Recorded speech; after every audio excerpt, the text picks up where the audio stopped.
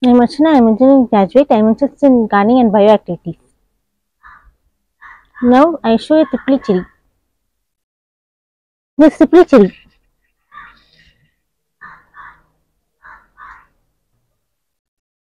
Botanical name Piper longum. Botanical name Piper longum. Family Piperaceae. Piperaceae family.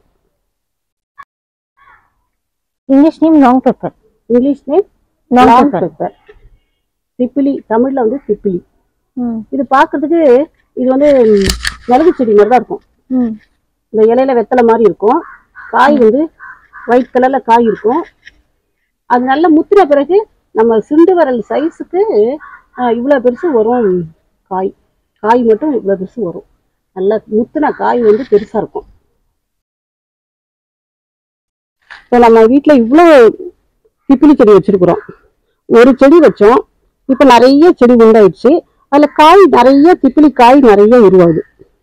இப்ப இந்த காயெல்லாம் பறிச்சு நம்ம ரசம் வைப்போம். திப்பிலி காய் ரசம் வைப்போம்.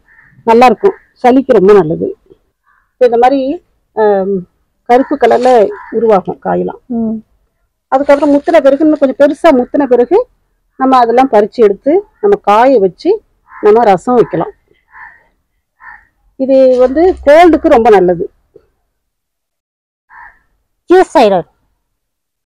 தைராய்டுக்கு ரொம்ப நல்லது. அப்புறம் இது மூளை நரம்புக்கு ரொம்ப பலம் கொடுக்கும். திக்கு வாய் இருக்காங்கல்ல, பேசுறதுக்கு சரியா பேசுறாம திக்கி பேசுவாங்கல்ல, அவங்களுக்கு வந்து இந்த திப்பிலியை கொடுத்தாக்க திக்கு வாய் சரியாகும்.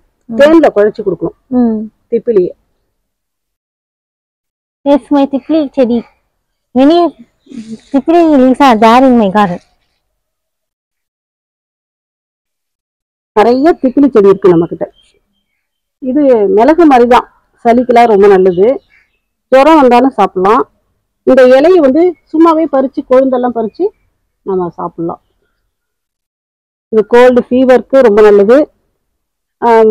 மூளை சுறுசுறுப்பா இருக்கிறதுக்கு திப்பிலி வந்து தேன்ல குழைச்சு சாப்பிடுவாங்க.